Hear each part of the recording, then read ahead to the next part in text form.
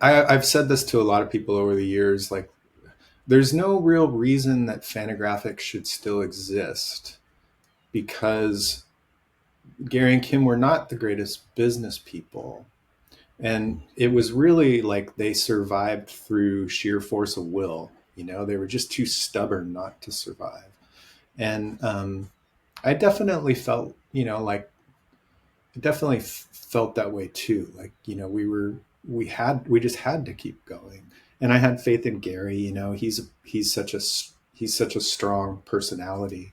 Um, that as much as I knew we would miss Kim and as much of a void as he left, I don't really remember thinking that, we had any choice but to just keep going and that we would keep going.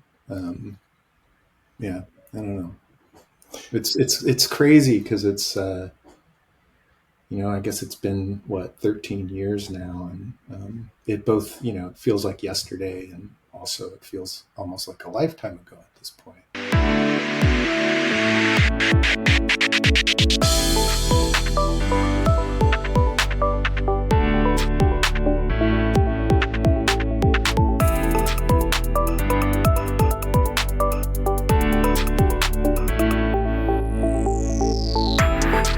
What comics publisher did The Simpsons name a character after? If you guessed today's guest, you're right. I'm Adam Freeman. This is Comic Industry Insiders. Each week we talk to the people who make comics happen. And today I'm joined by Eric Reynolds, associate publisher of Fantagraphics books. Since the early 90s, Eric's helped shape alt comics, editing landmark anthologies, curating archival collections, and building the legacy of one of the most important independent publishers in the world. And we're talking at a critical moment. Diamond's bankruptcy, publishers fighting to get their inventory back, and a market where YA and manga dominate while adult literary comics struggle for space. How does Fantagraphics adapt? And what does that mean for the future of indie publishing? Eric's been in the trenches for over 30 years, working with Gary Groth and Kim Thompson, building catalogs that defined alternative comics. And yes, he is the guy that The Simpsons named a character after.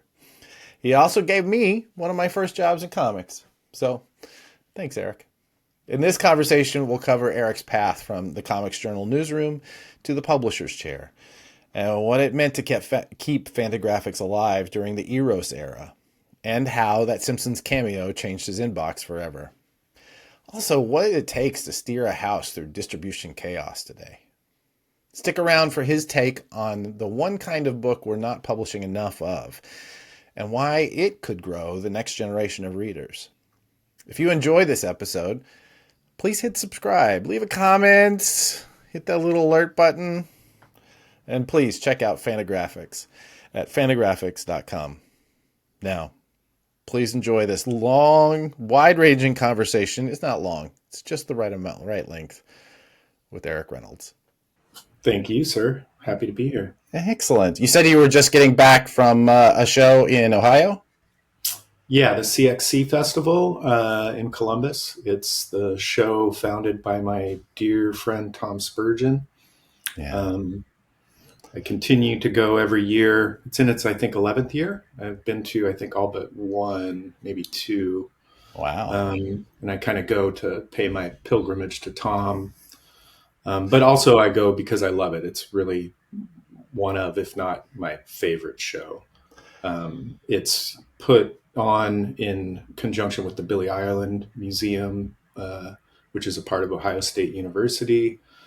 And if you've never been or don't know about it, the Billy Ireland is like a comics paradise, the likes of which I could have never imagined existing, through most of my life. It's just a total comics paradise. And to get to go kind of just immerse myself in the museum and the archives and the community, I find it just a really kind of invigorating weekend every year.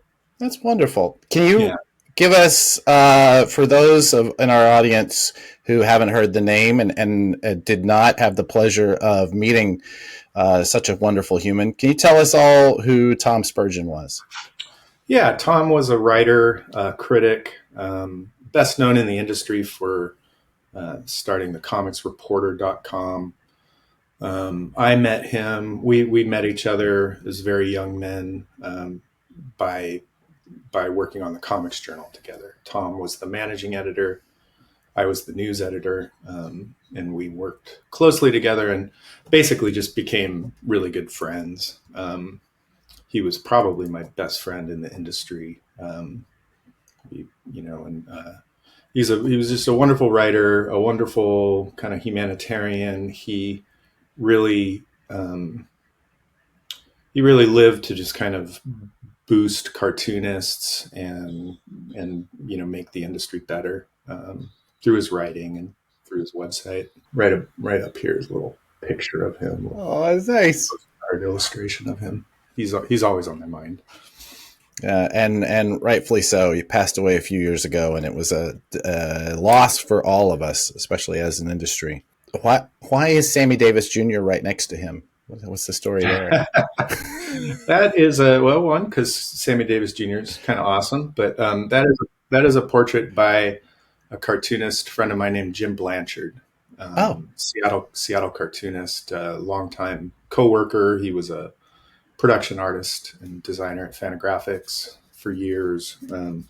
He's also the primary inker of Hate during the Color run, issues 16 through 30, back in the late 90s.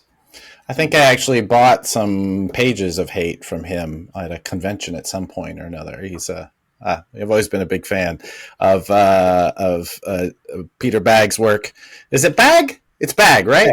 Yeah. Okay, good. Yeah, I feel like I knew it, and it's just one of those names that everybody gets a little bit off occasionally, and you never quite feel confident in it. All right, I felt like in looking over your career, I think we really need to start with what is probably the highlight of your career. Can you tell us about Slime: The Secret Sex Life of J. Edgar Hoover? Because I feel like that's got to be like, how do you come down from that mountaintop, right? That's really where it all begins. Is this one of those gotcha questions? Not at all. No. Yeah. Wow, I wasn't expecting that. When I first started at Fantagraphics, I started in 1993, and the thing that was really driving Fantagraphics' sustainability at that time was Arrow's Comics, which was a series of pornographic comics, adult erotic comics. And to be perfectly honest, at the time, I had kind of a love-hate relationship with them. Some of them were truly weird and interesting, in a way that I liked. And, and some of them weren't. And, in some ways, I have to admit, I kind of resented the fact that we needed to publish these things to enable us to be able to publish your Peter Baggs or your Dan Clowes, or maybe not so much them, because they were, more of the outlier successes on the Fantagraphics roster. But there was a lot of stuff that we were publishing that really didn't make any money. And the adult stuff kind of floated us for a number of years. And so Slime was kind of my subversive attempt to kind of undermine the idea of erotic comics. And it was co-created by a fellow who loomed really large in my life. He was a professor that I had at the University of California, Irvine. He was a gay poet and a real provocateur. He was someone, I took a course on gay literature from him in college. I was an English major. And like on the first day of class, he mentioned Robert Crumb and some of the other underground comics. And, that just I was probably like kind of doodling in my notebook, and then he mentioned that and my ears perked up, and we ended up becoming good friends. I really loved his work. He passed away several years ago. But it was his idea to do the comic, and it was basically meant to be kind of an expose of Hoover's hypocrisy. Someone who was, actively trying to take away the rights of U.S. citizens, including gay people, even though by all accounts he was in the closet for his whole life. Right. I'm fascinated by that period, and I want to get into our mutual history during that period. But one of the things I often quote is one of the founders of Fantagraphics, Gary Groth, saying in an interview that he became a pornographer so that he could remain a publisher. And I've always loved that point of view of saying, look, we are going to survive this period because what we're doing is so important that, we're going to create stuff that we're both proud of, but we'll also sell in this environment.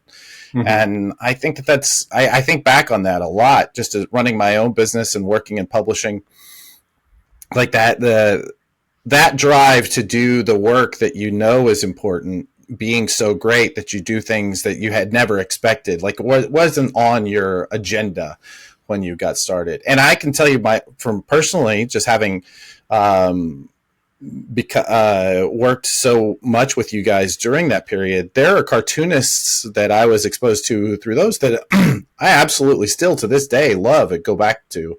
And really their first exposure, no pun intended, was through those Eros books. And I'm immediately drawn to Molly Keeley. Molly was kind of a standard bearer for the imprint. She was doing legitimately good work within that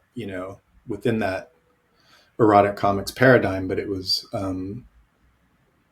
wasn't crass or commercial. It was really quite personal. I mean, literally quite personal.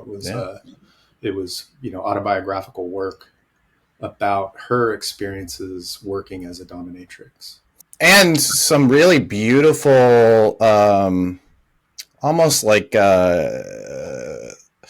what's the word I'm looking for? Not quite adventure, but like almost like travel books through the desert, and yes. With these little erotic sort of misadventures that happened along the way. It's just such beautiful work that it was wonderful. Regarding Gary and that quote you just mentioned, he had another great line at the time when somebody asked him why porn, why not superheroes? And he said, well, because I like sex and I don't like superheroes. That sounds right. Sounds exactly like him. I read a great, also kind of along those lines. Just yesterday, I was reading something, and I read a quote from William Gaines, the great publisher of EC Comics, and I actually saved this quote because I thought it was great.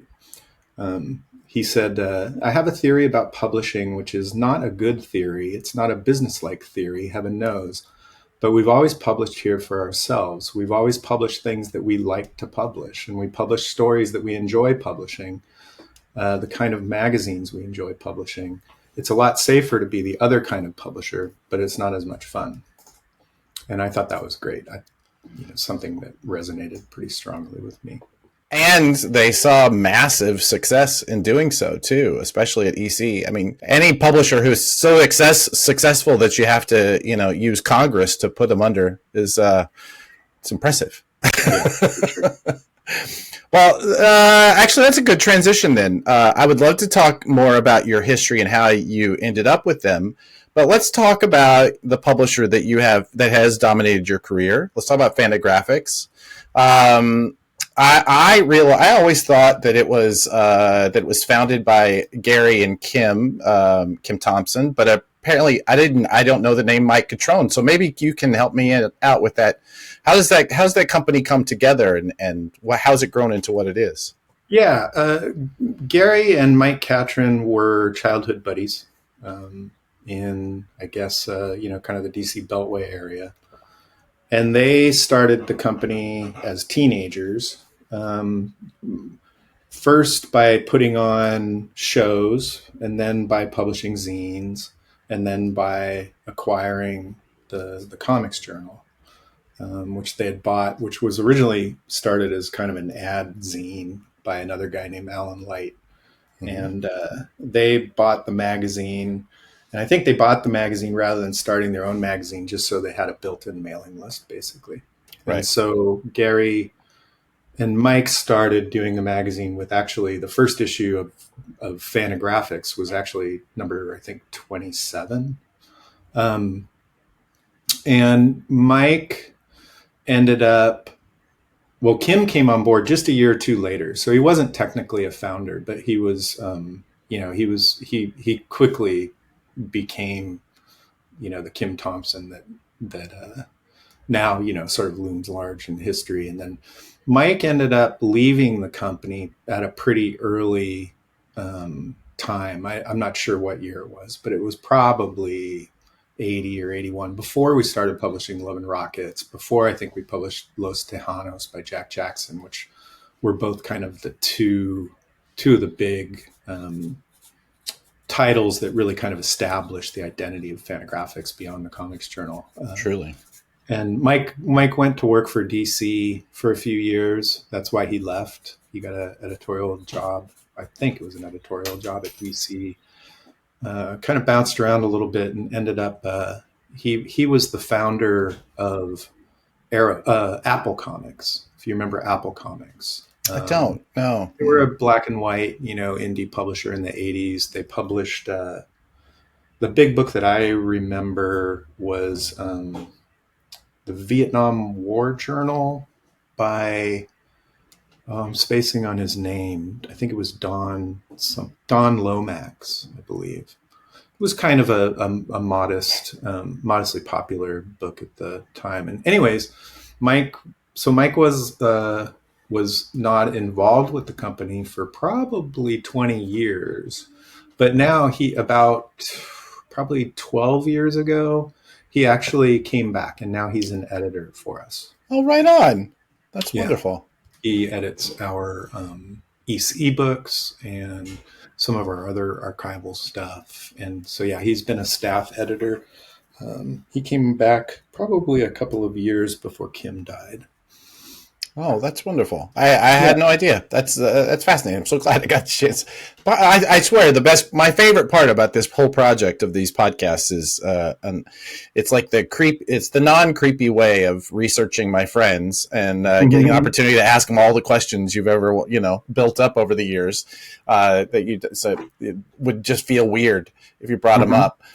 So Fantagraphics, like, they very early become this sort of champion for sort of that alternative comics, right? We already talked about Hate. You mentioned Love and Rockets, which is, arguably one of the most influential comics ever created, and to this day stands as just such a beautiful piece of work. I cannot believe that the fact that the Hernandez brothers are not the biggest names in comics has always thrown me off. They are, in the right circles. That's true. But you really defined that sort of aesthetic, especially 80s and 90s. Hate, 8-Ball, Naughty Bits, Jim Woodring, his books. I just remember that being almost, for me as a young guy working in a comic shop, like, that was the stuff that I just was, inhaling as fast as we could get it on the shelves. Me too. Yeah. So, all right. So talk about, how do you said that what was your first job with Fantagraphics? And do you realize at that point that this is going to take over your life? Well, no. My first job was as the news editor of the Comics Journal. Okay. I had a background in journalism, and and I was also a huge comics nerd. I worked at a comic book shop all through high school and into college. Oh, right on. So I had a pretty broad knowledge of contemporary comics, going back at least to, the Silver Age. And so I had a unique skill set that just sort of lent itself to the gig. And I started as an intern, actually. And then, but by the end of my internship, they offered me the job because I guess I proved myself. I didn't think that, it would become my life. But, I also didn't think that I wouldn't mind if it did. I really was like you. I worked in a comic book shop for 5 years. And as you know, there's plenty of dead time, in a comic shop on particularly on a Monday or something. Sure. And at that time, you could virtually read everything. Yeah.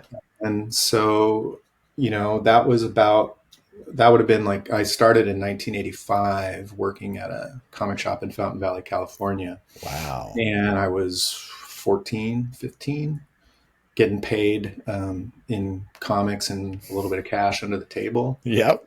And, and that's when I started reading the Comics Journal, which I was like almost instantly sympathetic to. Oh, yeah. I was starting to get a little, I don't know if disillusioned is the right word, or just kind of bored with a lot of mainstream comics, even though I was a huge fan of those comics growing up. It just hit me at the right time. And so I started reading that. And then I started reading, Bag and Clowes and Hernandez's and other independents that were coming out, like Yummy Fur by Chester Brown. Mm-hmm. And like, it just completely rekindled my interest in the medium. It was like, it was just the art that spoke most to me, not just in terms of comics, but really just, in terms of any kind of media. I was a big music fan. I loved movies, but like, those comics were incredibly influential to me. And so I pursued a job at Fantagraphics precisely because I thought they were the best publisher in the biz. And Yeah. I was drinking the Kool-Aid big time. And I thought Gary was doing, both via his voice in the journal and by putting his, money where his mouth was in terms of the publishing line. I just thought, very early on that they were just a cut above the rest. And not to mention, the kind of causes that they undertook in terms of getting Jack Kirby's art back from Marvel, just, fighting the good fights and picking the right battles basically to fight.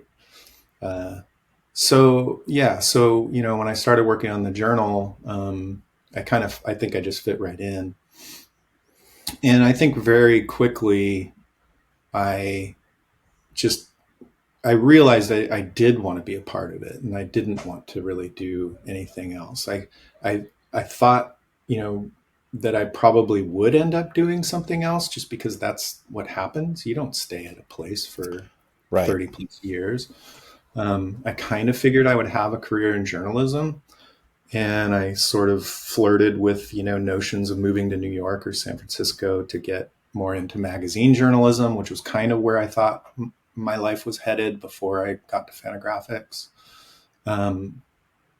But then, I just increasingly realized I didn't really want to go anywhere else. And Seattle was a great place to be at that time. It was, a great city to be in as a young 20 something. And just basically never left. But That's wonderful. I can definitely see that, and I think that a big part of what Fantagraphics was doing by putting out those collections,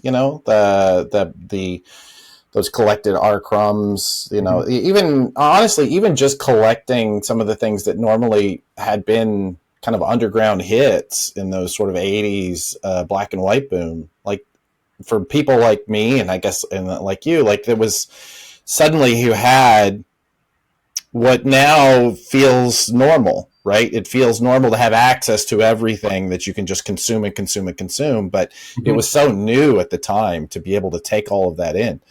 Yeah, it's funny. Like back then, there were always like wish lists of things we would love to publish, whether it was the Complete Crumb or, EC Comics or Peanuts or, there were all these like white whales that, you'd love. Carl Barks. Oh, sure. Yeah. That like you would sort of dream of being able to publish one day. And it's crazy that we live in a time now where not just Fantagraphics, but via, a whole host of other publishers, like, oh, sure. It's like kind of all been done at this point. And you guys set the model that became, in many ways, legitimate publishers, legit publishers all sort of followed that model of of looking deep, and but also creating original work that would not normally work. We wouldn't think of as comics. When you and I were growing up, Mhm. um, and has changed the entire landscape of publishing. Arguably, comics and graphic novels, the model that you guys were building was the model that has continued to sustain. And thank you for that, because it has built an industry here. So where do you go from working in just on the Comics Journal to moving into more of the, I guess, editorial role? Is that next for you? No, next I basically became the publicist of the company, Got it. um, and which was a weird shift. I mean, I was someone who was studying journalism and thinking I would be more of a writer and a reporter.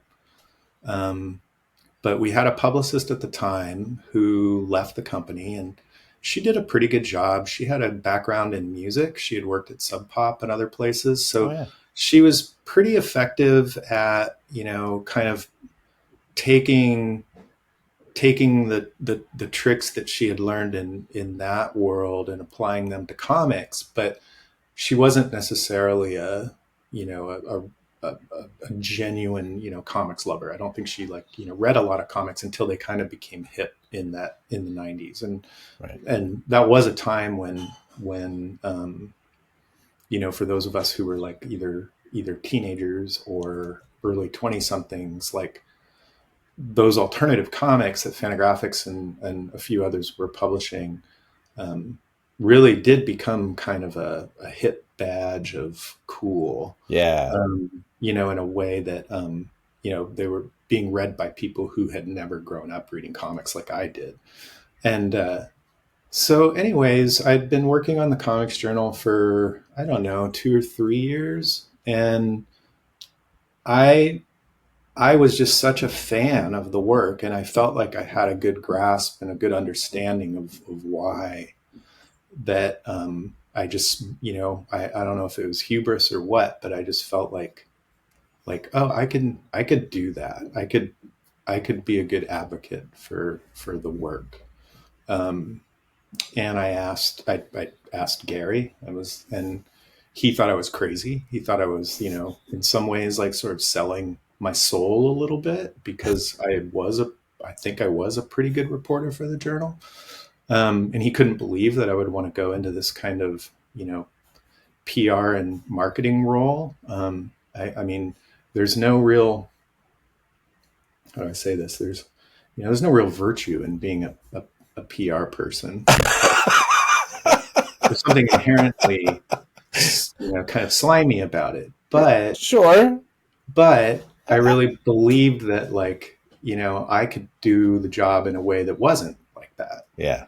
And so to his credit, he was like, all right, go for it. And then it was really from there that, my relationship with Kim and Gary just, well, probably that's really where my relationship with Kim kind of really started to grow, because Kim wasn't super involved with the Journal. I mostly worked primarily with Gary and Tom. Right.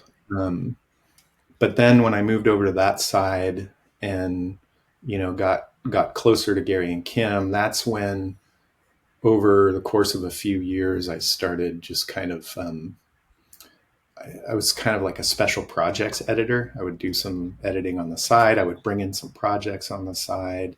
I edited a couple of anthologies that I pitched to Fantagraphics, and they let me do. And brought in a few artists who were friends of mine that I thought were great, like Johnny Ryan. Oh And it just kind of yeah. grew organically from there. And I was sort of involved with a little bit of everything. I mean, even at that time, I was like, I'm a cartoonist myself, and I was doing some inking for Peter Bagg on Hate, and it was just like, I mean, I just lived and breathed that stuff in a way that it all just happened very organically, I guess. I can see that. It's also a small team. It's not. I've been to the office. It's not Yeah. huge, right? Hmm. Here, everybody's bumping into everybody else, and if somebody needs something filled in, Yeah, and that wasn't unique to me. Like, everybody, a lot of people kind of wore different hats within the company and did different sure. things here and there, and there was a great sense of like everybody, even if you weren't even wearing different hats within the office, like everybody in the office had something else going on creatively, whether they were Yeah. cartoonists working on the side, whether they were in a band. Yeah. It was just, it was a, it was a very like creatively inspiring environment. I Um, can imagine so. I'm a little jealous. That sounds like it must have been a really wonderful time. well, it was great for me coming from suburban Orange County where, I kind of felt like a weirdo and Sure. really didn't even know that, that I could, find but all those kind of like-minded weirdos.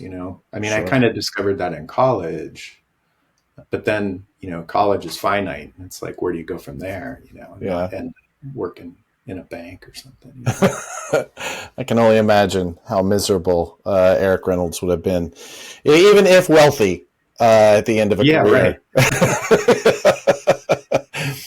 You mentioned bands. It feels like a good time to ask the question, who are the Action Suits?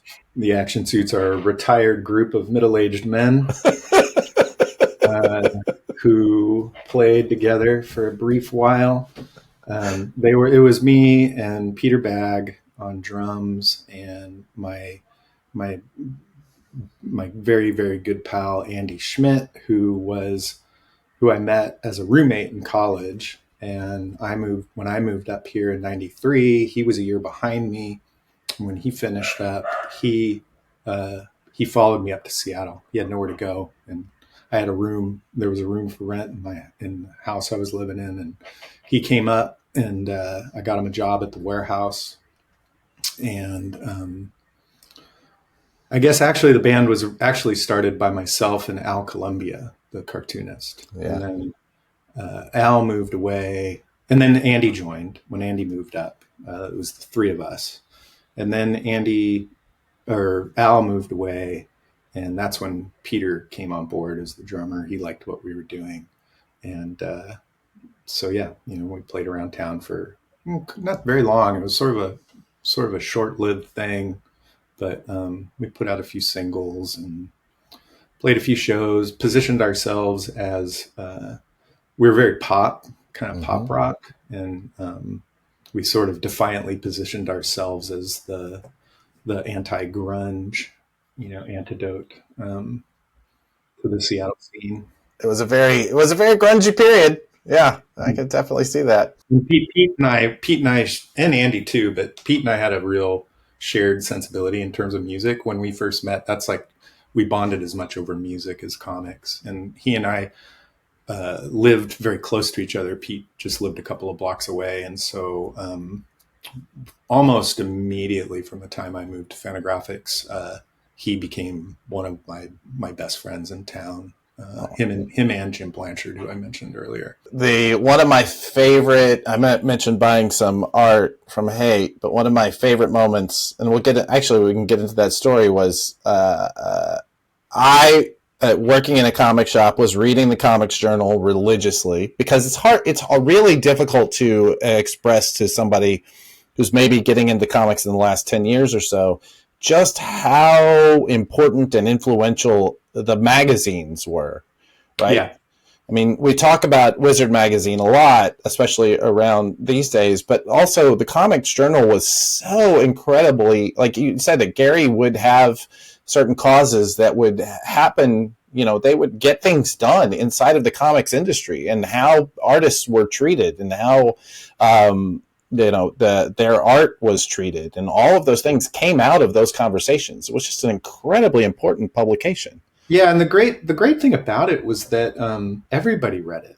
Yeah. Even the people that hated Fantagraphics. I mean, everybody read it. It was. I mean, I've literally heard stories that like we used to ship comps to Marvel and DC, and we'd send a box to Marvel, and work would stop. They would hand the magazines out, and work would stop, and everybody had to read it. Whether you were coming in for the news or the interviews or the criticism. I mean, I think there were industry people who only basically read the news.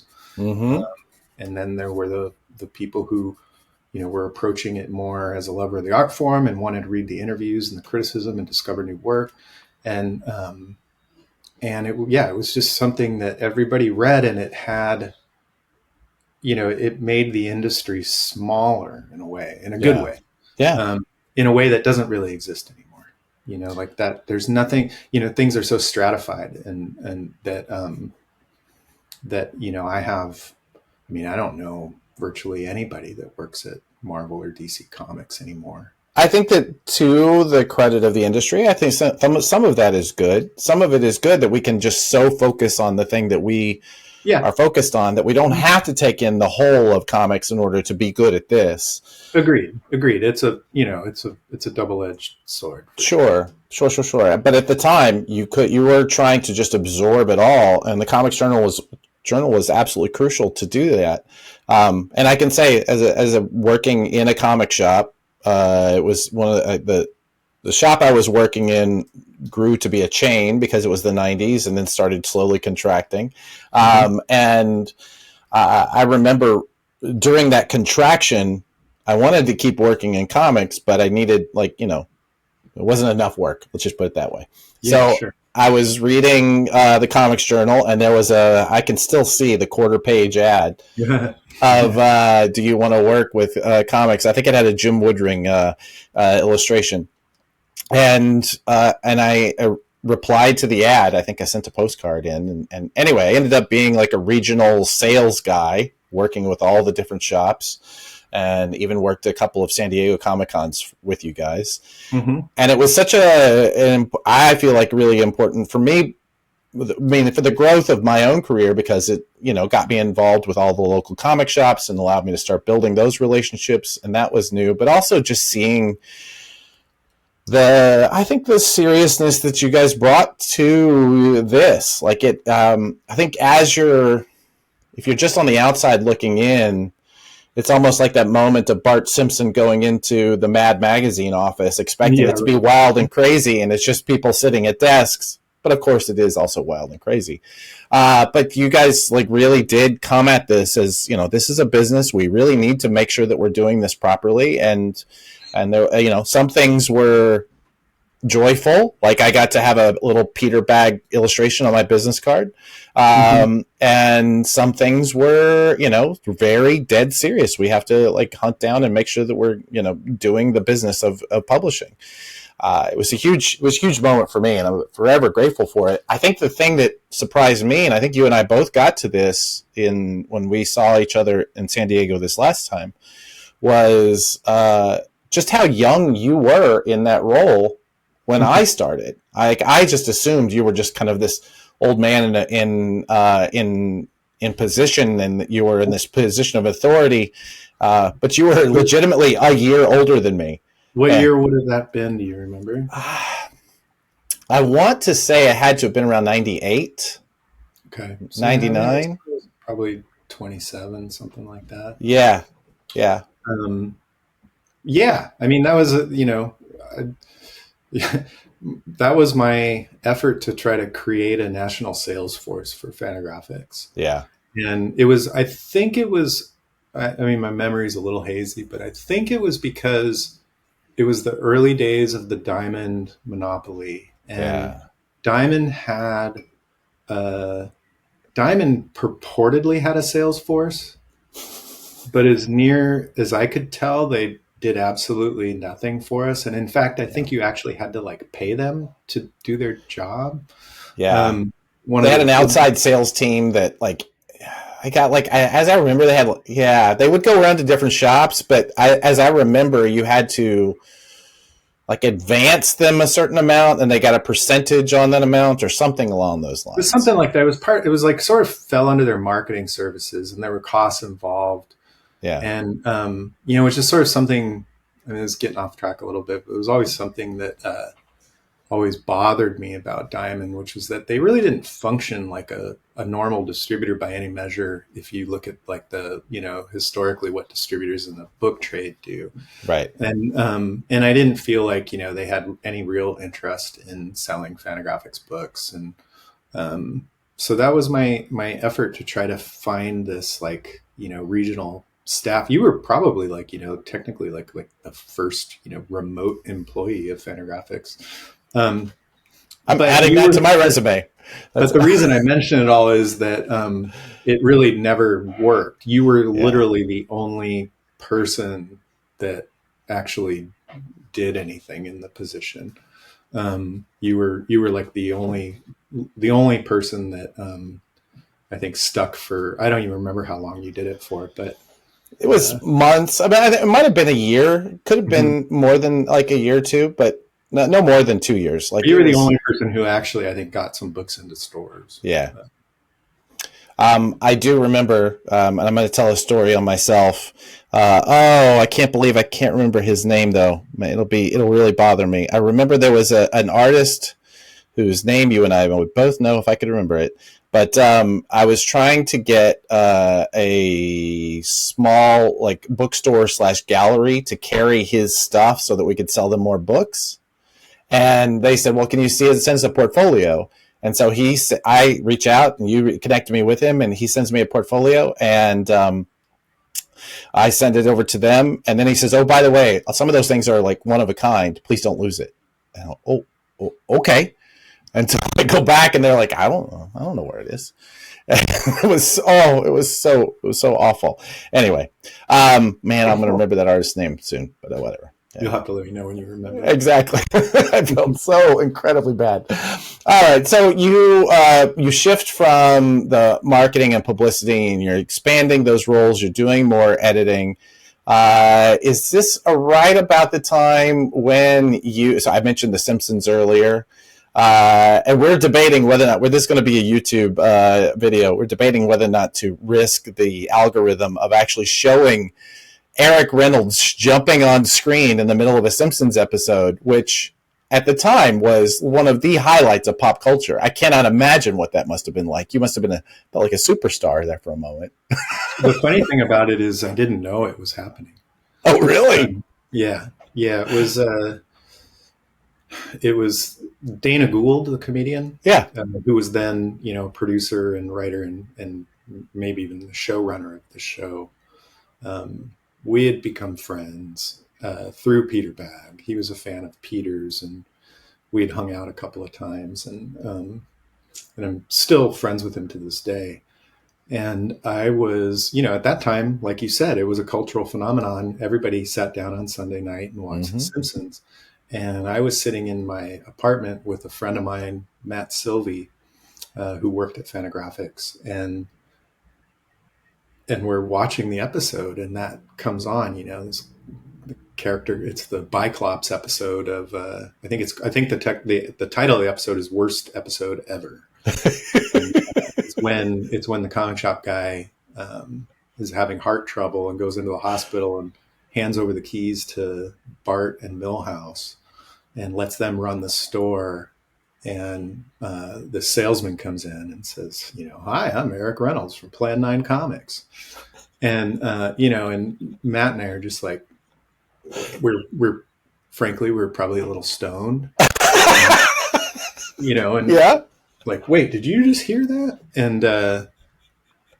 And yeah, and so I was just like, that was really weird. But I did know Dana, so I sort of figured it out pretty quickly. And I think I called him the next day, and I was like, dude, I watched the show last night. And he's like, "Oh yeah, did you like it?" And I was like, "Yeah, it was great. Thanks. What was up with that?" And he's like, "Oh, I didn't mention that to you." He said, and he just said, "Yeah, we were writing the episode in the writers' room, and came up with this comic book salesman character." Uh huh. And he was like, "I know a guy who does that," and named him after me. And it's funny because the guy ends up basically swindling Oh yeah. the Millhouse, because Millhouse is so excited by the idea of a superhero who wears bifocals that he gets he basically gets upsold into buying like 1,000 copies or something like that. So the guy was pretty sleazy, but Yeah. of course I was incredibly stoked. In Yeah. fact, this is going to sound like total humble bragging or whatever, but one of the coolest byproducts of that was the very next day. Um, Ira Kaplan from Yo La Tengo, Oh yeah. band Yo La Tengo. I had met them. You know, this was like a weird time in comics history where like there was such an overlap between comics and music that, you know, if bands liked comics, they would invite us to go to gigs, and you just got to know, you know, people in that world. It was a smaller world, Mm-hmm. small clubs. And so anyways, I had met the Yo La Tengo guys because they were comics fans, particularly James McNew, the bass player, but also Georgia and Ira. Georgia was the drummer. Her father was a cartoonist, George Hubley, who worked for UPA with Gene Deitch and others in the 1950s, and so they were comics fans. And so, anyways, the next morning, I like opened my email, and Yo La Tengo had appeared on The Simpsons like the year before in a Yeah. cameo, and they weren't super famous or anything, but you know, somebody on the show just kind of liked them and put them on the show. And the next morning, I get up and I have an email from Ira saying, "Welcome to the club." And I was like, "Wow, that's pretty fucking cool." Um, and yeah, and for years, like just to show what a cultural phenomenon the Simpsons were. For years, I would just because it was also in reruns all the time. I would constantly get emails from, you know, random people in or out of comics that I knew who would email me and just say like, "Hey, I was just watching the Simpsons, and there's like a comic book publisher who named Eric Reynolds. Like that can't be a coincidence, you know." Yeah. But I will say it hasn't happened for years. Yeah, it's crazy that I mean, my 10-year-old just randomly discovered The Simpsons, you know, just on his own, and has just deep dived, and that episode popped up. As I remember, isn't that the same episode where the comic shop guy, who's later got a name, whose name I can't remember, the comic shop guy goes to Dr. Hibbert, and Dr. Hibbert says, he says, "What do you do?" And he goes, "I own a comic book store." And he goes, "Oh, we call that the Widowmaker." I think so. It stuck with me for obvious reasons. Yeah, that's pretty good. I just read. This is like only kind of slightly related, but in CXC this weekend, the cartoonist Charles Burns was telling me that he just read some magazine like listicle thing that was making the rounds, and it was a list of the like top 10 least appealing hobbies for a woman, you know, least appealing hobbies a woman would want her boyfriend to have.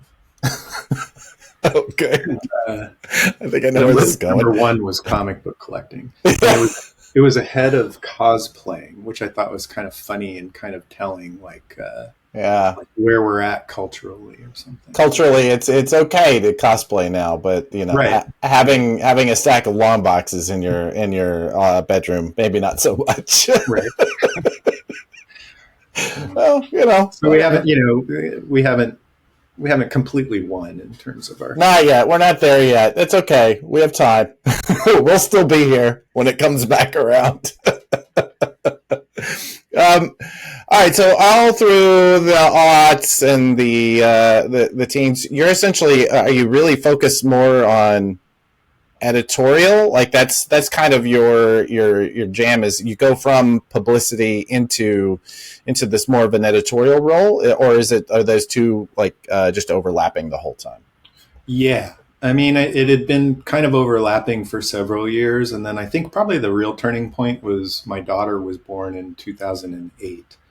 And I can't remember if I was already the associate publisher by then or not. I don't remember what year that happened because it didn't really mean anything. It was just like, it was more, if anything, it was more just like a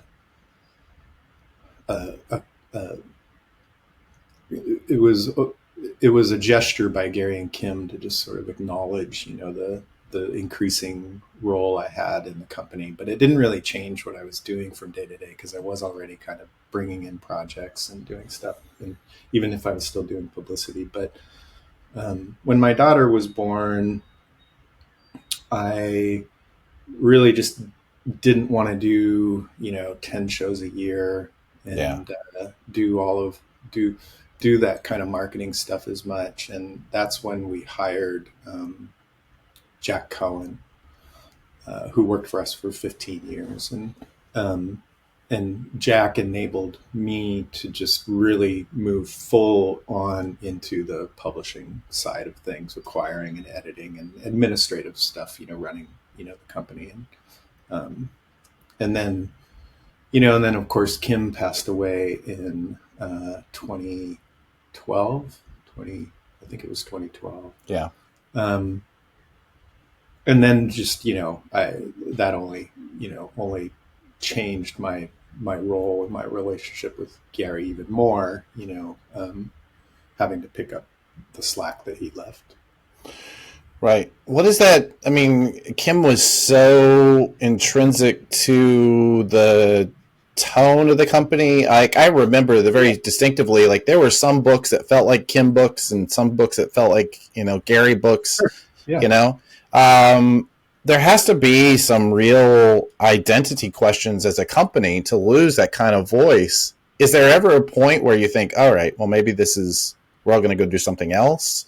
Like, I guess what I'm looking for is what does that period feel like in a company so well established, but also so tied to the identity of those founders? What does that look Well, like? you're totally right. I mean, I think that was sort of the secret sauce of Fantagraphics was that Gary and Kim both had great taste, but they had different taste. Yeah. But that different taste complemented each other in a way that made Fantagraphics, greater than the sum of its parts. And um, you know, Kim's death, I mean, it happened so quickly. It was like, he started feeling sick around Christmas time and into January and just thought it was, I mean, it was like he had a bad flu for a few weeks. And then, well, long story short, by June, he was dead. And it happened so quickly and we were just so, in living in the moment that I don't even remember really worrying about what it meant in the long term as much as we were just worried about what it meant in the present. um, and and that was sort of true when he passed away as well. It was just like, well, shit, we just gotta do this. We have to continue on, for and that's what he would absolutely wanted. I mean, Mm-hmm. to continue kind of just doing what we do. So I'm not totally sure how to answer that. I mean, that was when we launched the big Kickstarter, and part of it was because we were just concerned about the immediate hole that was left. We were so concerned with just like getting through the next month that we couldn't even think about what it would mean in the long term. And he did so much that it was just a matter of like triage and getting through that. And we launched the Kickstarter to just raise some money because there were a lot of books that were just kind of thrown into limbo a little bit, books that he was actively editing and translating and acquiring and we got through it, and we just continued to get through it, just taking it one day at a time. And I don't remember exactly like if I felt like, oh God, this is, we're I mean, the one of the I've said this to a lot of people over the years, like there's no real reason that Fantagraphics should still exist, because Gary and Kim were not the greatest business people. And it was really like they survived through sheer force of will. They were just too stubborn not to survive. And I definitely felt, like I definitely felt that way too. Like, we just had to keep going. And I had faith in Gary. He's such a strong personality, that as much as I knew we would miss Kim, and as much of a void as he left, I don't really remember thinking that, we had any choice but to just keep going and that we would keep going. Um, yeah, I don't know. It's crazy because I guess it's been what 13 years now, and it both it feels like yesterday, and also it feels almost like a lifetime ago at this point. What is it that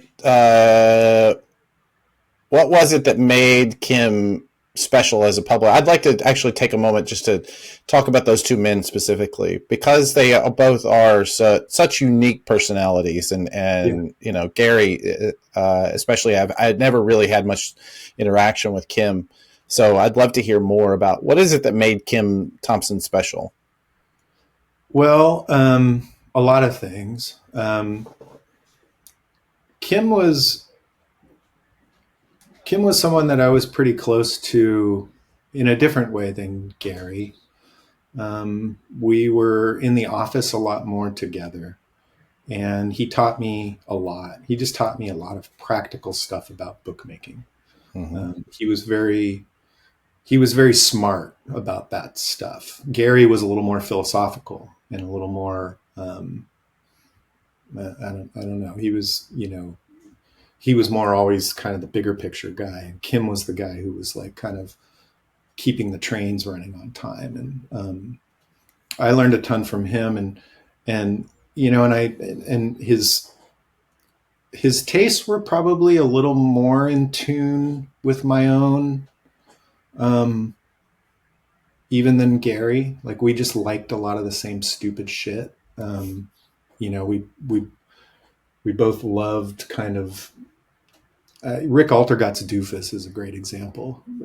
Oh It's kind of yeah, a marginal, it's not the most well known title in the Fantagraphics oeuvre, but it was, we bonded over just stuff like that. How much we just loved it, loved the cartooning, loved the sensibility, loved the sense of humor. Um, but yeah, Kim. I mean, they were both Kim and Gary. Like I said, they both had great taste. They brought different things to the table in terms of the things they were interested in. Um, Kim, probably the most incredible thing about Kim that every time it comes up, I have to preface it by saying like I'm not exaggerating. Kim fluently spoke and wrote and read in at least 5 languages and was functional in at least 8 or 9 or 10. whoa, Yeah, he had that polymath brain, which was something I'll never completely understand. But he grew up as a child of a his dad was like part of the kind of military industrial complex and moved around a lot. So he was, I think, born in Denmark and moved around Europe as a kid. I think he even lived in Southeast Asia for a little bit, and before landing in back in the U.S. At around, I think he moved. I want to say he moved to D.C. like when he was around maybe 12, something like that, and so his real, I think, primary contribution, certainly not the only, but I think the one that really helped cement the identity of Fantagraphics was he had this incredibly broad awareness and knowledge of global comics, particularly European comics, particularly Franco-Belgian comics, right. um, but really all of Europe, and even a little bit beyond that. So he had, the capacity to not only identify books and acquire them, but also translate them. And he was a great translator. He taught me a lot about translation. I am not a translator, but I work on a lot of translated comics, and I work with translators. And he taught me a lot about what makes a good translation, which is often not worrying about being as literal as possible and really tailoring the translation to English. And having the confidence to kind of editorially make choices that may be less faithful to what's actually written in the foreign language, but more truthful to the spirit of what they're getting at. Right.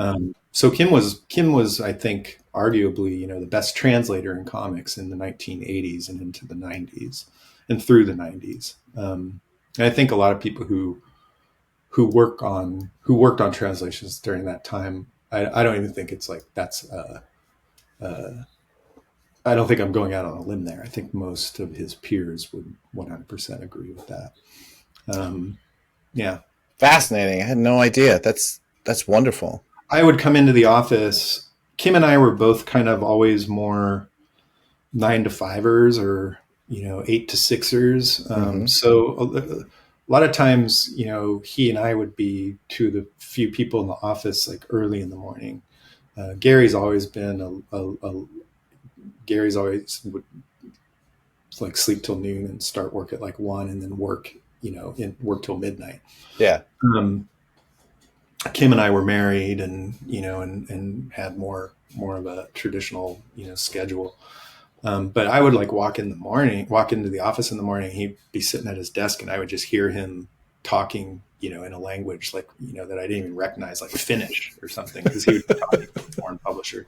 It was like having a guy like speaking in tongues. I will say that of the two of them, I had the most interactions with Gary, and especially as a younger man, I was just fascinated by him, because you think of comics publishers, or especially even alternative or underground or independent comics publishers, as being a bit more nebbish and a little more, kind of, I don't know, nerdy, I guess. Whereas Gary has always been that sort of the antithesis of that. Like, was always into, really, as far as I could tell, just from the outside, really into bodybuilding. And I know that there was I think there were features about you guys going out and shooting up appliances in the woods and that sort of thing.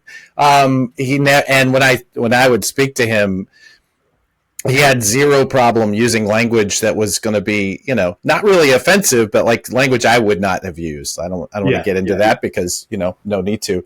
But he's a fascinating character. And when you would see him really sink his teeth into a cause, as I said, in the Comics Journal especially, like he was relentless. I'm curious, you've now worked with him for how many years? How many decades at this point? 33 years. Gary just had his birthday last week, and we were talking, and I've worked with him for half his life, and he's worked with me for 2/3 of my life, basically. Wow. Yeah. He was someone that, he was immediately a role model. And he was incredibly, it's funny because he has such a, kind of contentious, reputation in the industry. Sure. But he and Kim were both always incredibly supportive bosses, and really, really generous in, giving people room to kind of,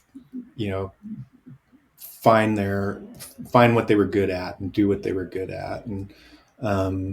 And when I started working on the Comics Journal, he was great. I mean, I kind of envy these times, look back and am kind of envious of those times, because, we were so committed to the journal that, if I was working on a story late at night and trying to thread the needle on something, and, it'd have like either not quite be able to figure it out, or maybe I had like a great, I thought I did figure something out, and I could call him at midnight and tell him like, hey, I think I'm onto something here. And he would say, come on over. And I could just like drive over to his house at midnight, and we could stay up until 3 a.m. figuring it out.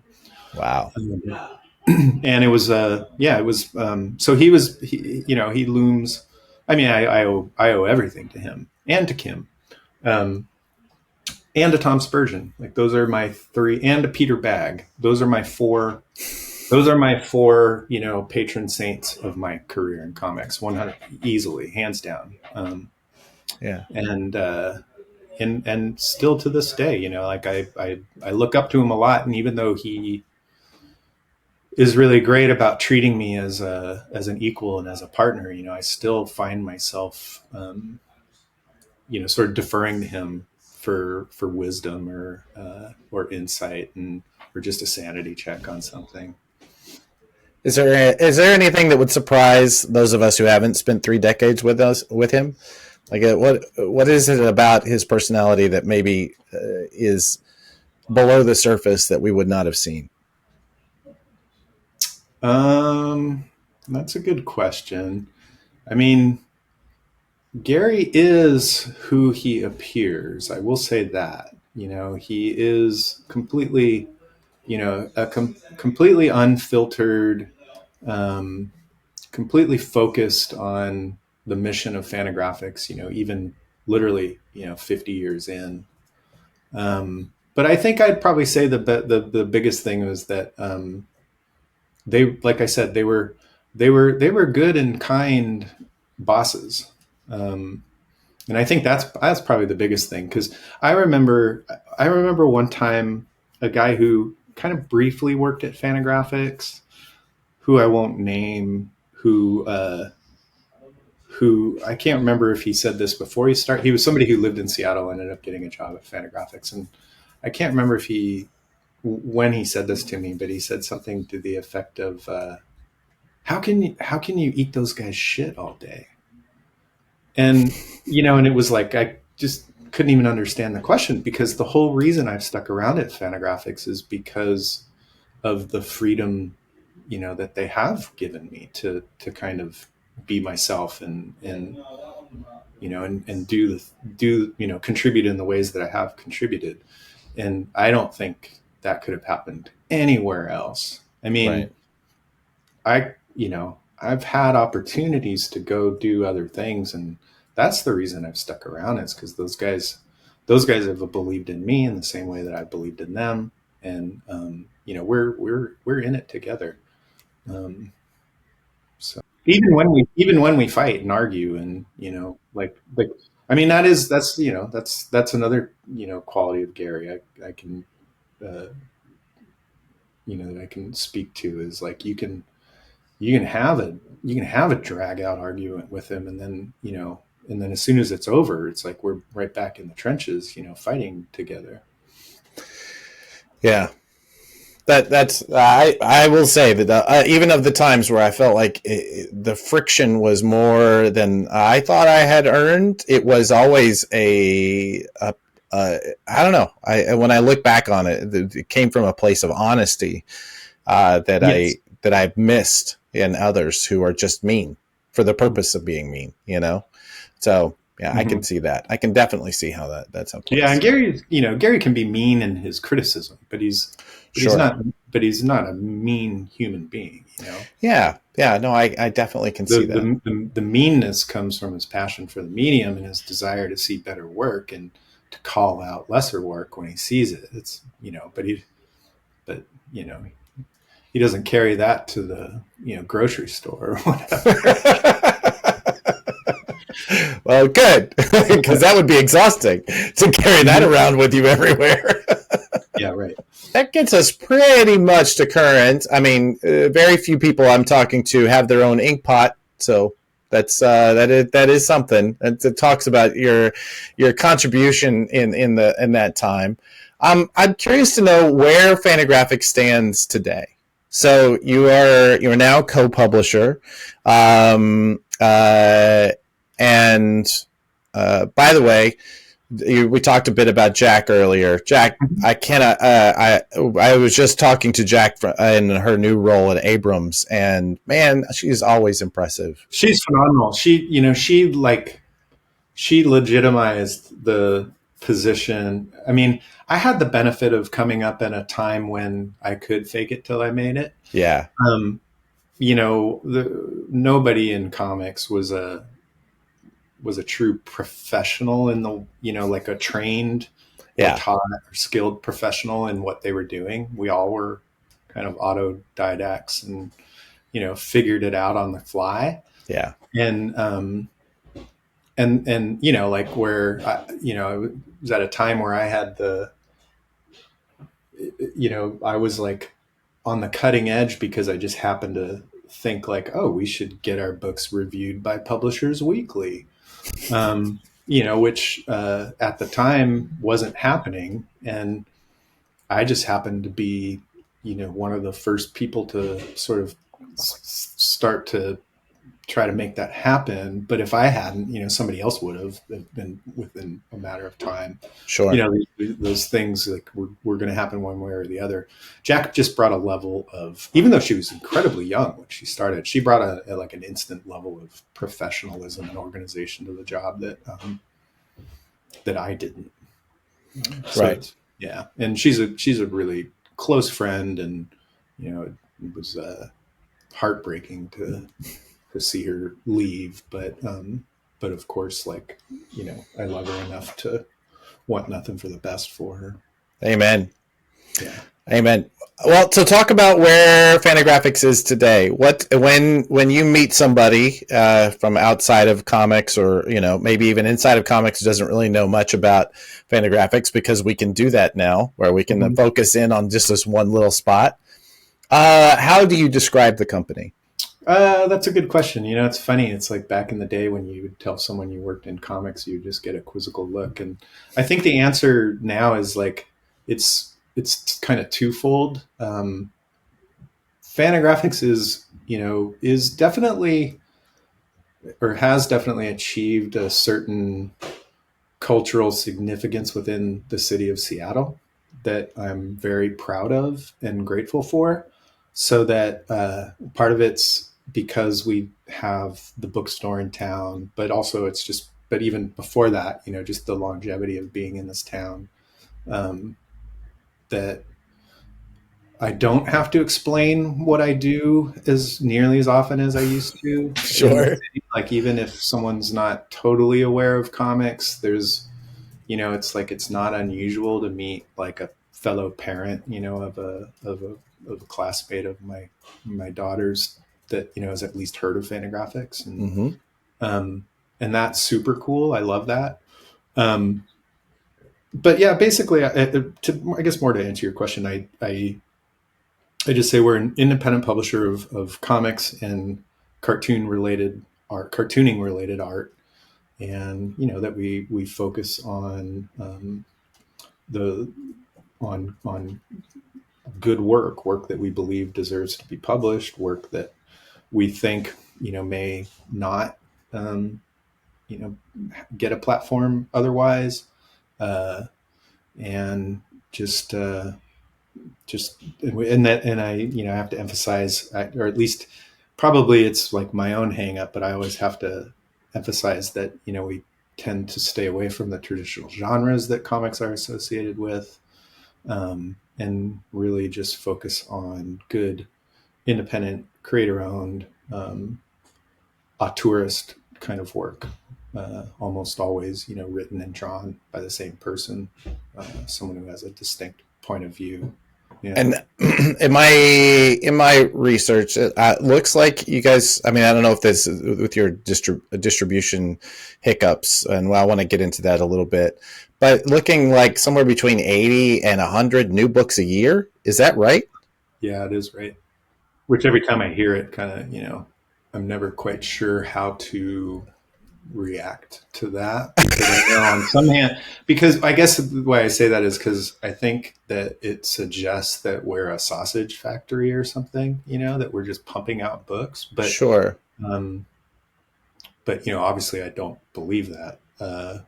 But I know it's an astounding amount of work, relative to other publishers our size. Yeah, no kidding. I mean, it is. I mean, especially considering, as you said, your editorial mandates and your philosophies. Just the idea that you're continually giving that amount of work to print. Do you have any idea how many titles you have in print, technically, at the moment? Not exactly, but I mean, it's over 1,000. It's probably, and it's always growing. Yeah. my guess is if I looked at one of our Norton sales reports, I would guess maybe 1,200. That's impressive. It might be more. I don't know. I'm not sure off the top of my head. Uh, so let's talk about the state of independent comics and the type of work that you do. How would you say right now compares to? I mean, during the '90s when you and I got involved with it, like it was this incredibly vibrant and growing thing, but it was also a little bit underground, right? It was a little bit Sure. dangerous, right? Mhm. Now, as we talked about, it's a bit more established and it has been Yep. um, copied by many, many, many others. Mhm. What is the state of, let's say, art tour focus comics? What does that look like today as opposed to other periods? Well, it's very much it's got its pros and cons for sure. I mean, it's weird. We are in a weird state right now in terms of we're sort of victims of our own success in a way, in terms of aspiring for a world where there are comics for everyone, Mm-hmm. and that comics are accepted as a legitimate medium, and that you can find them relatively easily. Almost every bookstore has a comic section to some degree, and that's really great. The struggle these days is that manga and YA work have taken off so much that they've the good news is it's like marginalized the mainstream superhero stuff, which I say good news because I really don't think that stuff is like mass entertainment at this point. I think it really does kind of cater to a more um, a more niche audience, and whereas the YA and the manga I think has a much broader readership, and that's great. I mean, I've grown up with I've had a daughter that's grown up just with comics not being a part of her DNA just solely because of me, but because it's just a part of the cultural conversation in terms of manga and anime and Raina Telgemeier, and that's fantastic. The downside, Mm-hmm. though, is that I have seen it squeeze out some of the more serious adult work. Um, it's all sort of fighting for the same shelf space. So in a way, like instead of fighting for space alongside the superheroes on the comic book store shelves, we're now fighting for shelf space in bookstores alongside YA and manga. There are a lot of independent bookstores and others that don't distinguish between YA and adult. It just all goes into the graphic novel section, and because the YA stuff is the stuff that tends to sell more, it tends to just take up more of the real estate. Um, so that's a constant struggle. I mean, I sort of have this loosely formed theory that I've tossed about in conversation with people, where I think if you look at the last decade or so, you see maybe one or two adult books break out a year, Mm-hmm. whether it's, Emil Ferris or Dan Clowes or Alison Bechdel or something like that. There's like room for like one or two or three a year that really break out in terms of like 5-digit sales. Yeah. Um, and then, but then the other, several hundred books that come out in that category are kind of have a ceiling of 2 to 3 thousand copies of sales. Um, so that's that's something I see, and that there's just not enough room for more breakout successes uh, in the kind of literate adult. Now we kind of call them lit comics, Right. or art comics, what we used to call alternative comics. Um, so that's a struggle. Forget exactly what rest of No, your question no, was. that's a you got there.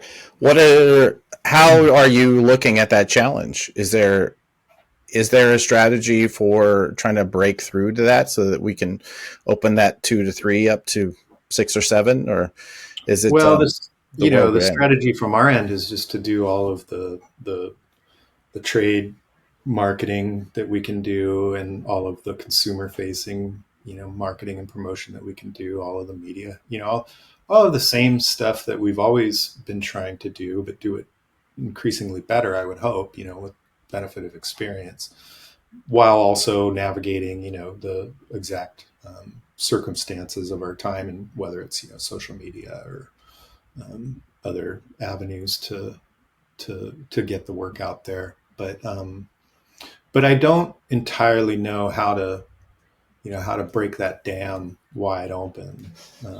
It felt like, around the year 2000. This also is part of this theory. It felt like we were on the cusp of like truly breaking the art form out into the mainstream.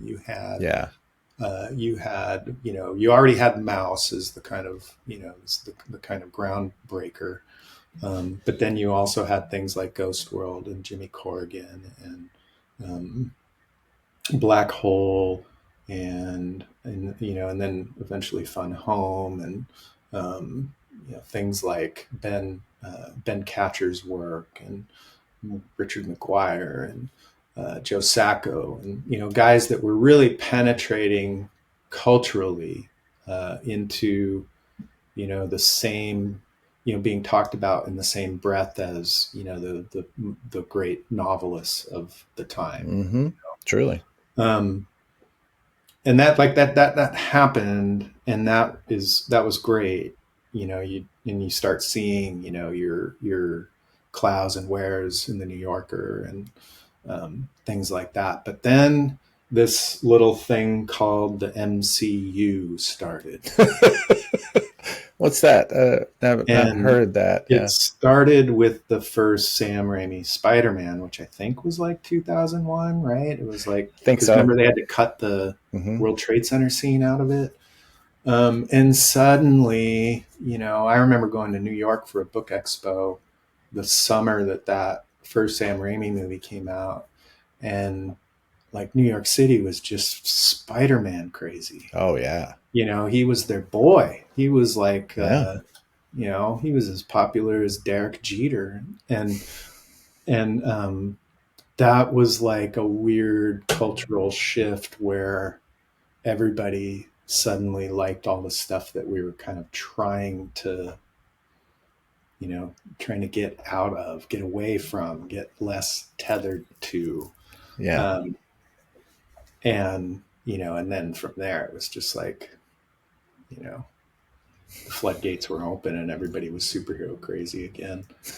Um, so that was a little frustrating, but I bet. seems like the tide's turning a little bit again. I think so, and I have faith that you talked about your daughter's generation that came up on Raina and Dogman Yeah. and even Diary of a Wimpy Kid. Those books that were Mhm. such massive successes, um, which have led to Scott McCloud selling whatever it was, Mhm. 500,000 copies.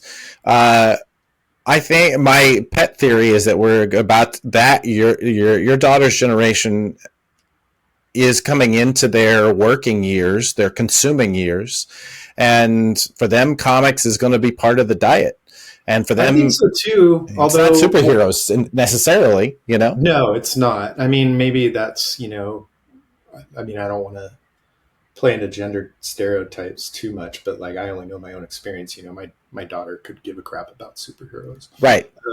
But I will say, if I wanted to speak to your question about how we do get to that point where there are more breakout successes in a kind of in the serious adult mode. I do see a slight problem with there's not quite enough bridge material between the Raina and Emil Ferris. say. Sure. Yeah. And I'm not quite sure how to, how to address that. Like, I don't know how to get more work created that kind of fills that gap. It seems like way more cartoonists these days are looking specifically to work in a kids or YA mode. And then there are those who just want to do their own personal adult stuff. And there's not a lot of stuff that kind of fills that gap in the same way that even like when I was a teen, you kind of went from the Marvel and DC stuff to, Miracle Man and Watchmen, and Mm-hmm. and then that might lead to some of the stuff less tethered to the the genres that we grew up reading and would lead to Love and Rockets or Right. Mouse. That kind of push the medium just enough to kind of pique your curiosity, hold your interest, show you what the medium can do, but still leave plenty of room for you to then, move on to the next leveling up in the art form. Well, I think it's, if anything, we've just given inspiration to the editors and the audience who are trying to figure out, how to stay ahead of the curve. We need that bridge material. We need that gap. So that's really fascinating. Yeah. I mean, I guess some people would argue that I'm totally wrong and that there's plenty of it. Sure. In the kind of independent, publishing scene in comics. Even, I don't know. I don't even know because I'm not super tapped into that world, but smart, competent, like maybe like Ed Brubaker's and Sean Phillips's stuff. Sure. Like good, solid work that's kind of, it's still genre work, but it's not in the traditional genres, of superheroes or sci-fi, horror. Yeah. And might pique your curiosity enough to then want to kind of take it a step further. I think, I think publishers though, like maybe even more specifically, Silver Sprocket are doing really good work. Yes. That kind of bridge material, right? Yeah. Because you see younger adults out working the booth and selling the product, and they are, generally done by a younger voice. So yeah, I would agree with that. They're probably the closest thing. Yeah, they're tapping a certain zeitgeist that's probably the closest thing I've seen to that is what was happening in the 90s in terms of alternative culture. Sure. Yeah. But I worry that, that again, things are so stratified both within comics and in the broader culture that through no fault of their own, I don't know that they have the capacity to kind of piggyback onto a broader youth culture, or if it's just, something within comics. Because we don't have like, I mean, this gets into like a way bigger conversation, but, we live in such a monoculture at this point that I don't know if there are those kind of, if we could even have that kind of a youth movement to push the work into both a broader cultural conversation and also exist in opposition to what's out there. I mean, that's one thing I think about when I was younger. You were sort of identified, for better or worse, and you kind of identified yourself as much by what you didn't like as what you did like. Sure. And now everybody just likes everything. Well, I have hope that that it's out there and you and I just aren't seeing it because we're old men. Right. I fully acknowledge that might be my own lack of perspective. I do truly hope that is the case for myself, not for you. I'd like to. I want to respect the amount of time you've given to me, and I thank you for that. But I also want to get a little bit into the diamond of it all. You have been a big voice in the conversation around how publishers are being treated in the execution of the Diamond Comics and the Diamond Books bankruptcy. Mhm. It's one of those things I feel like we just cover over and over and over again. So I never know how much background to give people who aren't listening, who aren't, tapped into that. But obviously they had this well-established, even monolithic, even monopolistic company went Mhm. bankrupt earlier this year, and publishers like you have been stuck in this sort of limbo of them obviously owing you a lot of money. You don't go to bankrupt without owing a lot of people a lot of money, Mhm. and holding your product in almost as I don't know. It's almost like they have it kidnapped. They're holding it for ransom.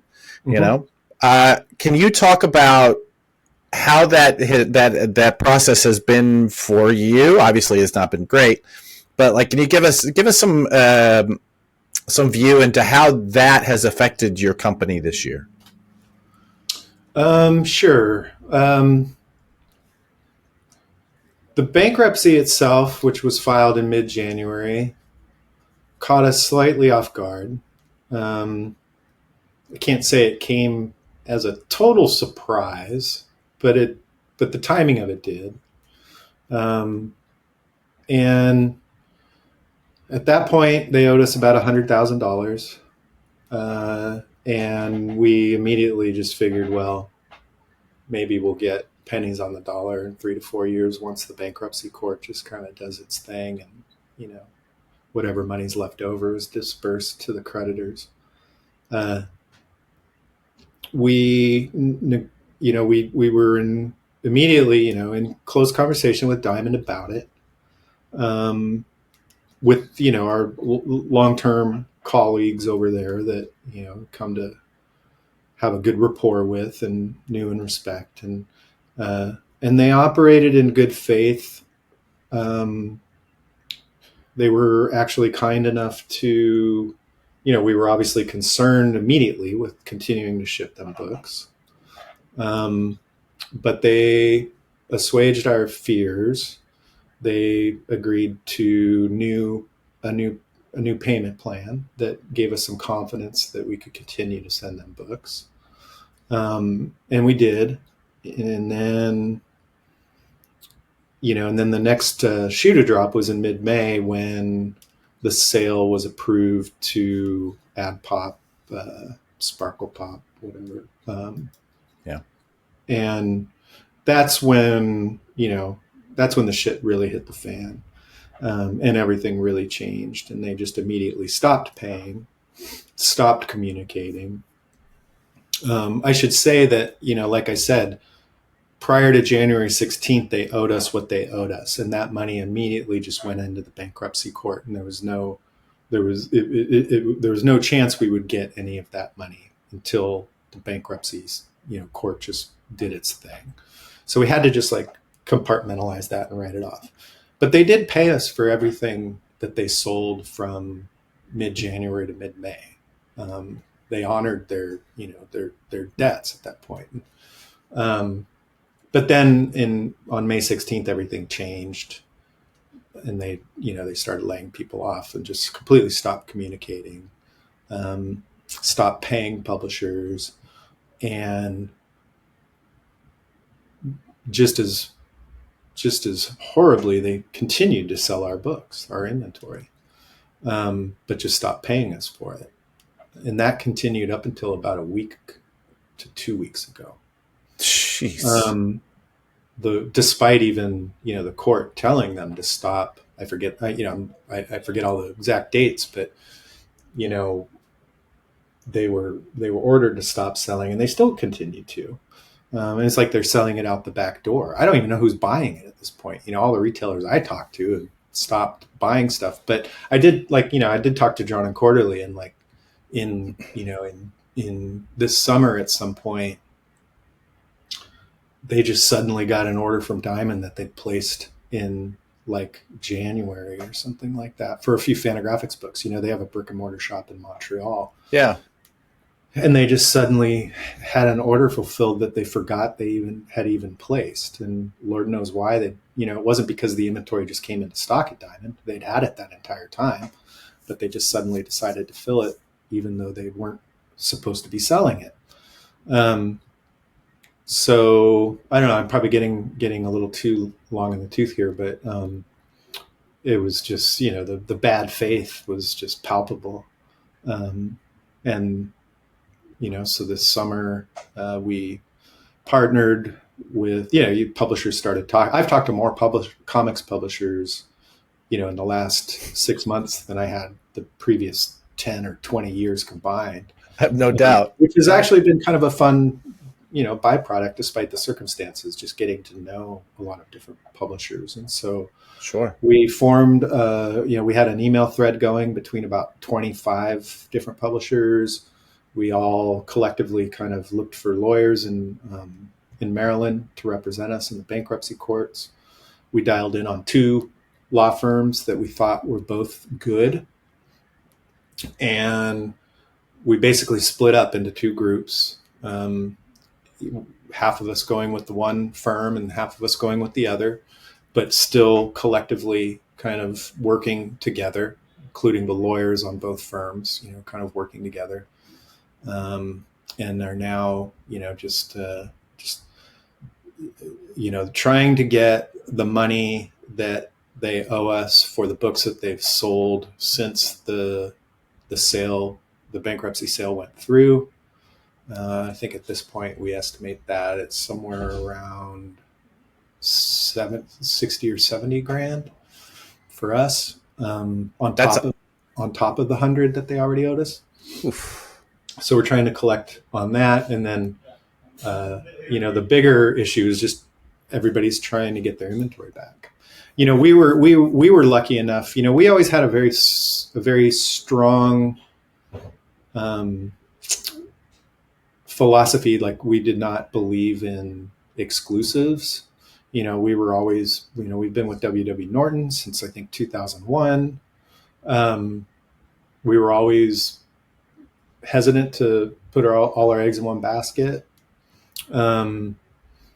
We were lucky enough to hook up with Lunar about 2 years ago. And so as a result, all of our, we didn't have as much exposure at Diamond as a lot of other publishers. Right. But it's still about 100,000 units that is sitting in Diamond's warehouse. Hold on. Sorry. But again, it's, in the grand scheme of things, it's a lot, but it's not a catastrophic amount of inventory for us. But there are a lot of publishers, like Dynamite, that basically all of their inventory is at Diamond. And these guys are just holding it hostage. Yeah, I don't know. I'm not sure if I'm answering your, even what you want. No, you asked, but it's the bad faith on behalf of pretty much everybody involved. Both at this point, I have to say, in terms of not just the new Diamond, but the Jeppy corpse of Diamond is pretty astonishing. And there's a lot of questions. I wish we had a healthy comics press. Truly. Because I still don't understand why AdPop won the bid when they bid $6 or $7 million less than the highest bidder. Especially when they clearly have zero interest in actually being a comics distributor. Why would the Jeppy ownership want to take that bid? It makes no sense whatsoever. What is Robert Gorin, the guy who represents the Weinshanker ownership? What was his stake in all of this? It's a little shady. and it just doesn't add up. It doesn't make sense.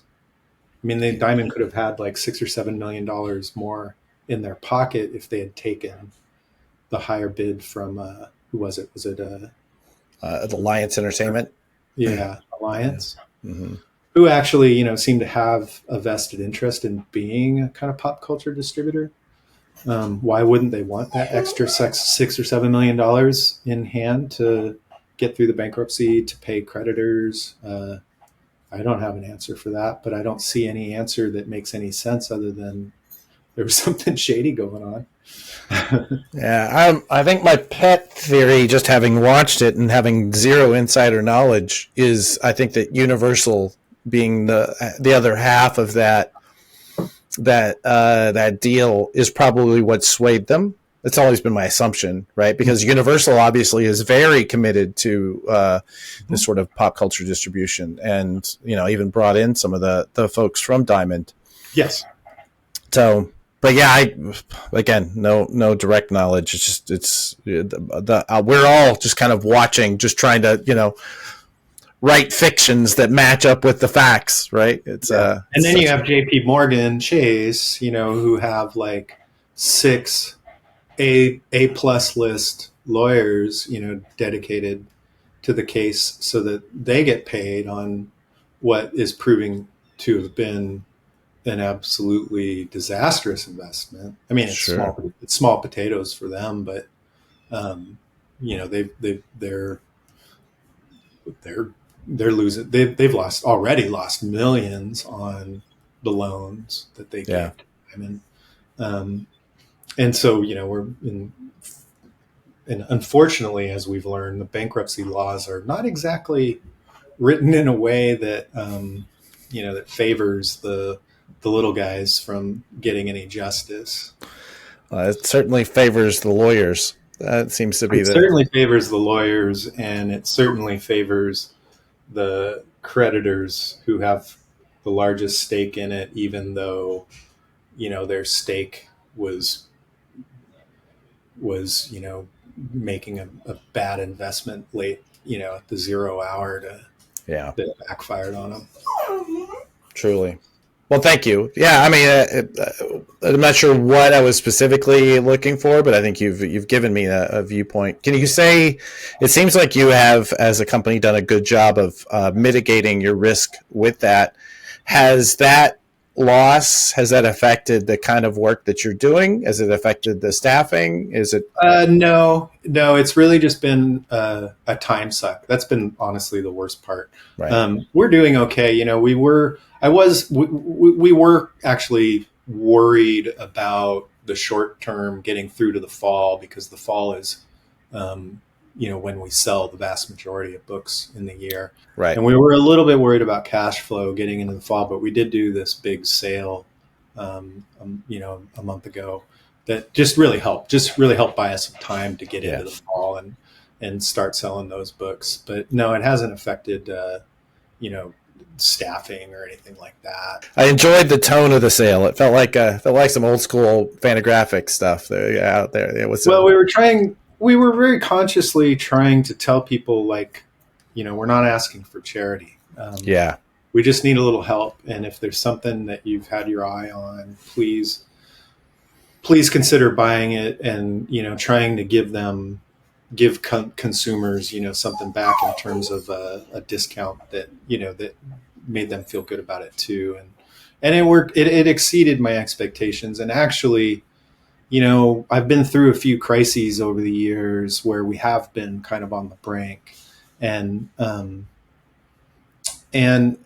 this time, and this has happened in the past too, where just kind of putting it out there and letting people know where we stand, and hopefully, earning enough trust from the fan base to know that we're not crying wolf. Right. And it actually was like really rewarding. We got so much positive feedback, like just so many emails from people just saying, that they appreciate us. And it was cool. Our office manager and customer service manager were just like flowing Gary and I emails from people just sending good vibes, which was really cool. And Yeah. we were smart enough, I will say, that we even though we own the inventory, we've always been able to make any stock transfers out of Diamond at any time that we want because there are books. And we had, from January on, we knew that that the potential was there once the bankruptcy sale went through, that whatever, however it actually played out, that it would be a fundamental change in the landscape. So we had started moving some inventory out, making transfers to Norton, to our bookstore, to our warehouse in Seattle, so that by the time, the inventory that they had in mid-May, when they started holding it hostage, was less catastrophic than it would have been if they had, started doing that in mid-January. So Truly. I think we've done a pretty good job of navigating a shitty situation as best as we can. If you allow me to put on my journalistic hat and put a theme to this, it's really fascinating. The overarch of the narrative I feel like that we're telling here is, comics really, there was a time when we were all together. We were all, kind of in this together, trying to do different work, diverse work, but like trying to grow the audience. And then we all sort of dispersed, as comics grew, we all dispersed and went into our own hidey holes. This crisis has allowed us in many ways to come together. Like, you're talking to so many different publishers, and the fans are coming together to help support and get through this period. Don't get me wrong, I don't want this ever again, but it's nice to know that we can, as a capital C Comics, come together and help build this again, Yeah, if anything, it's sort of reiterated to me that our publishing competitors, whether it be Drawn and Quarterly or even Dark Horse or even Dynamite, who does very little like what we do, like they're not our enemies. There are far greater forces at work that we are fighting against. Yeah. Than our publishing competitors. And that's actually been the hardest struggle this year, is just that on top of all this Diamond mess, there just seem to be so many socio-political and economic factors at play that are just making things harder for all of us, creators and publishers and distributors and retailers that are really largely out of our control. True. And that's the stuff that kind of keeps me more up at night than any of this Diamond stuff, which I'm confident that if that's the only adversity we're facing, we can get through that. Yeah, truly. Well, I'm happy that you are still there slugging it out, because if there's anybody I know who can walk a company like Fantagraphics through a period where where the political landscape seems against us, I think it's definitely, you're on that short list. So I'm so happy that you're there doing it. Is there anything we didn't cover in this last couple hours? Nope. You tell me. Nope. Good. No, I'm pretty much there. If folks have seemingly the dozens of people who have listened to all the way through the end of this interview, God bless you. God bless every one of you. If they don't know Fantagraphics or know your work, where should they go looking for it? Fantagraphics.com or at Fantagraphics on whatever platform you choose. Socially speaking. Are you still socially speaking broadcasting anywhere that people should be subscribing to? I'm not. I am. I do have my own personal social media accounts, but for a few different reasons, I've pretty severely curtailed my social media presence and participation. Yeah. Over the last year to year and a half. And it's been healthy. Oh, believe me, as somebody who's going through that same shift, I absolutely agree and believe you. And I have the luxury of having a really great staff in particular, a really great employee that Lauren Pugh, who handles all of that for us, so I can remain kind of willfully ignorant. Wonderful. Thank you so much for the time today, Eric. It's been a joy. And thanks for giving me the job way back when. You gave me the bug. Hey, you're welcome. It still infected me today. So yeah, I'm proud that we're both still at it. Yeah, me too. Excellent. Well, thank all of you, again, the dozens of you who've watched this. If you have liked and enjoyed, maybe like and subscribe and hit the little alert button and say hi to Eric's mom. Awesome. Thanks, everybody. Namaste, y'all.